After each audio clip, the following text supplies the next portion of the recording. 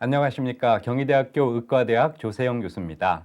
지금부터 2016학년도 경희대학교 모의논술, 그중에서도 의학계열 생명과학에 대한 특강을 진행하도록 하겠습니다.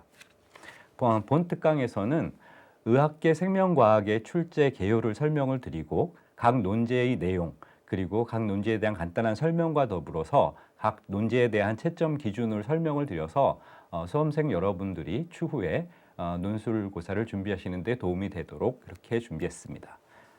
우선 생명과학 출제의 개요를 말씀드리겠습니다. 생명과학 출제의 개요는 작년도와 같은데요. 특정 과학 지식의 유무로 평가를 하지 않고 제시된 의생명과학 지식을 활용해서 설명하는 능력, 또 비판하는 능력, 그리고 논리적 사고력, 그리고 추론의 능력을 중심으로 평가를 하고자 합니다. 그리고 제시되는 제시문들은 고등학교 과정을 충실히 수행한 학생들이 쉽게 읽을 수 있는 그런 제시문들로 골랐고요. 인문사회과학적 기초 소양을 필요로 하는 그런 통합형 논술이 되도록 그렇게 유도했습니다. 그리고 판단의 기준은 근거를 바탕으로 한 논리적이고 과학적인 글쓰기가 가능한가가 평가의 기준이 되겠습니다. 그럼 첫 번째 논제부터 살펴보도록 하겠습니다. 첫 번째 논제는 제시문 가를 읽고서 문제를 푸는 것인데요. 제시문 가에서는 1865년에 실시한 주택조사보고서에서 헌터 박사가 송옥열이 휩쓸던 당시를 묘사한 버킹엄셔의 예를 보자.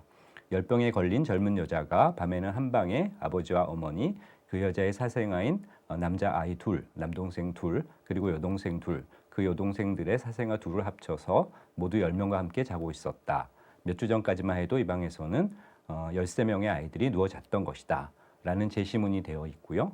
그 논제로는 제시문 나4를 참고해서 제시문 가에 나타난 당시 버킹엄셔 마을의 상황을 보건의학적 측면에서 서술하고 감염성 질환의 의심 증세가 있을 때 집안에서의 행동 요령을 요약해서 제시하라는 것이 논제가 되겠습니다.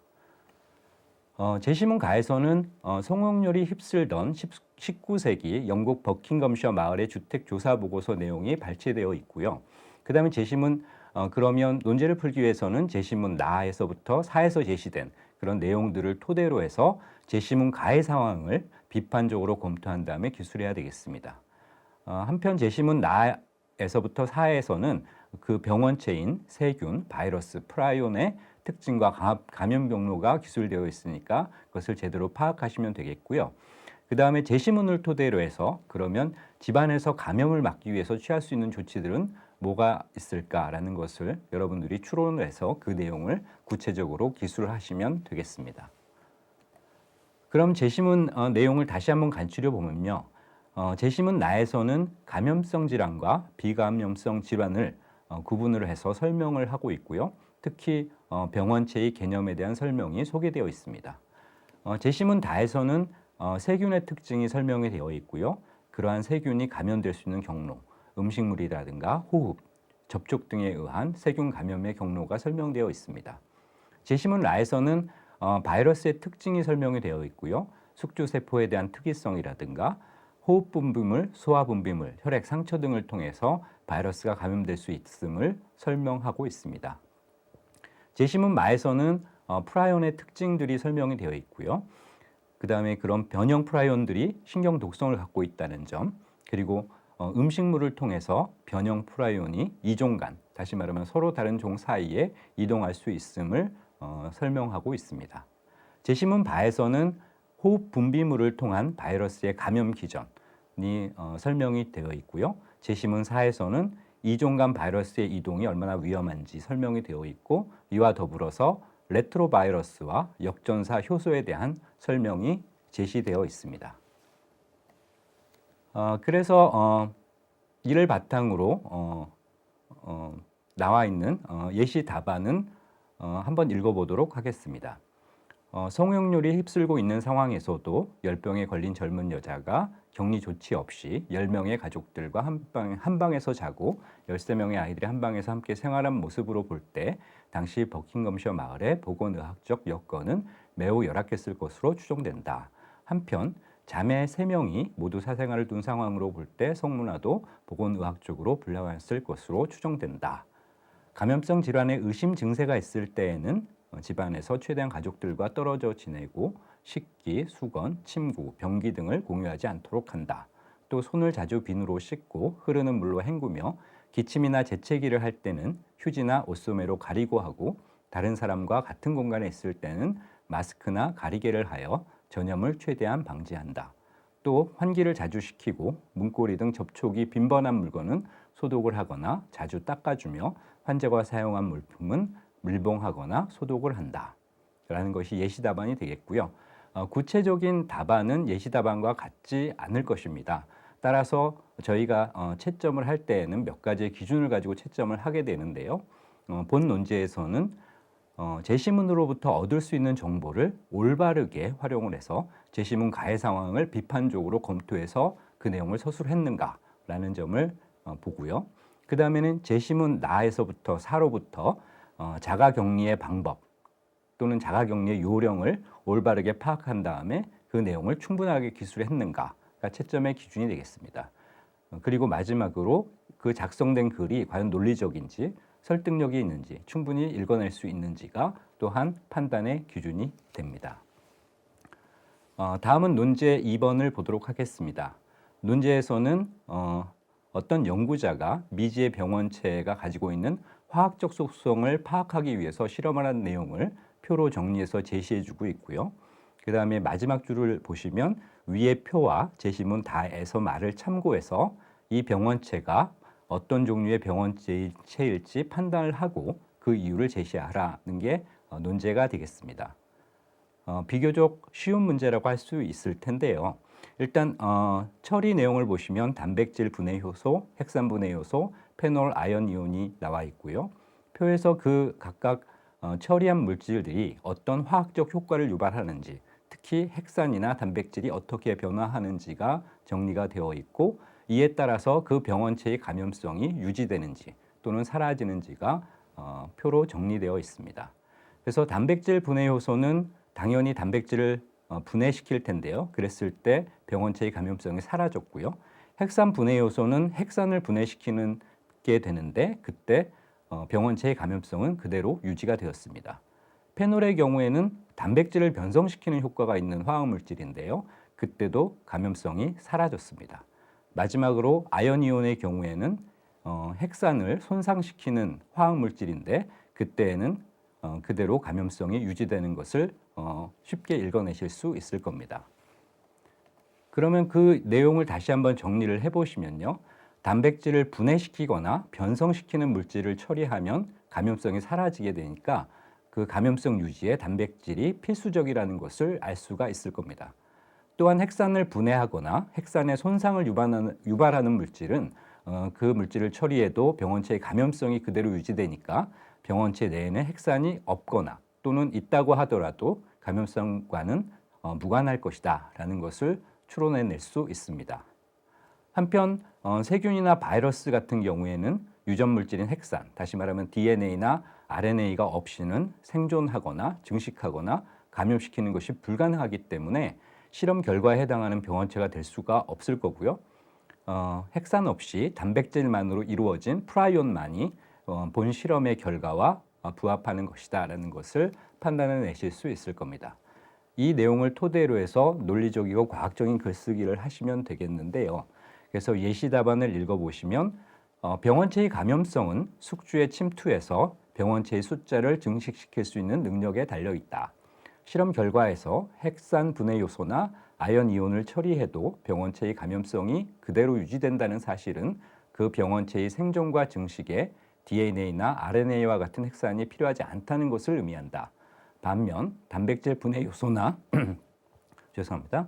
페놀 처리로 단백질을 분해하거나 변성시킨 경우에는 병원체의 감염성이 사라지므로 단백질 성분이 그 병원체의 감염성을 유지하는 핵심 물질임을 의미한다. 이러한 두 가지 조건을 만족시키는 병원체는 제시문 마이 프라이온뿐이다. 예시 답안이 되겠고요. 구체적인 답안은 예시 답안과 같지는 않아도 됩니다. 다만 다음의 채점 기준을 만족시키셔야 되는데요. 일단 병원체로서 프라이온을 올바르게 지목했는가 채점의 기준이 되고요. 두 번째로는 실험 결과를 해석을 해서 핵산이 감염성에 필요하지 않다는 것을 제대로 파악하고 그 내용이 기술되어 있는지가 판단의 기준이 되고요. 그다음에 실험 결과를 통해 또한 단백질이 반드시 필요하다라는 것을 파악하고 그 내용이 기술되어 있는가. 그다음에 마지막으로 이렇게 전체적으로 작성된 글이 논리적인지 얼마나 설득력이 있고 가독성이 있는지가 마지막 판단 기준이 되겠습니다. 다음은 논제 3번을 보겠습니다. 논제 3번은 중동호흡기 증후군은 RNA를 유전체로 갖는 코로나 바이러스에 의해 일어나며 그 RNA 유전체의 염기 서열이 밝혀져 있다. 제시문 라, 바에서 자를 참고해서 메르스 감염이 의심되는 환자를 확진하는 방법을 고안해서 논술하라는 것이 논제가 되겠습니다. 일단 메르스 바이러스가 RNA를 유전체로 갖는 바이러스이고 또한 그 염기 서열을 알고 있다는 것을 활용을 해서 그 바이러스를 구체적으로 검출할 수 있는 방법을 고안해야 할 겁니다. 그리고 이제 제시문들로부터 바이러스의 특징이라든가 RNA에서 DNA로의 역전사, 그다음에 염기 서열의 특이적인 프라이머의 이용, 중화표소 연쇄 반응을 통한 표적 DNA 증폭과 같은 그런 핵심 정보 등을 읽어낸 다음 이를 활용해서 확진하는 방법을 고안하고 이를 논리적으로 서술하시면 되겠습니다. 예시 답안을 한번 읽어보시면 의심 환자로부터 가래 등의 호흡 분비물을 채취해서 RNA를 추출한다. 역전사 효소를 이용하여 RNA로부터 DNA를 합성한다. 메르스 코로나 바이러스에만 있는 특이적인 염기 서열에 상보적으로 결합하는 프라이머를 합성하여 중화표소 연쇄 반응을 통해 DNA를 증폭시킨다. 검침 부위가 충분히 증폭되었는지 확인해서 메르스 여부를 확진한다. 라는 것이 예시 답안이 되겠고요. 채점의 기준을 보시면 그러니까 바이러스의 구성 분자, 그다음에 RNA에서 DNA로의 역전사, 그다음에 PCR을 통한 DNA 증폭 등에 대해서 올바로 이해하고 있으면서 이것을 기술한 것이 맞는가 하는 것이 채점의 기준이 되고요. 그다음에 구체적인 서술에 있어서 몇 가지 핵심 용어들이 바르게 사용되고 있는지가 또한 중요한 판단 기준이 됩니다. 그래서 호흡 분비물, 다른 말로 이제 검체라고 하셔도 되겠고요. 그다음에 RNA, 역전사 효소, 그다음에 바이러스를 검출하기 때문에 바이러스의 특이적인 염기 서열이라는 말이 또한 핵심 용어가 될 거고요.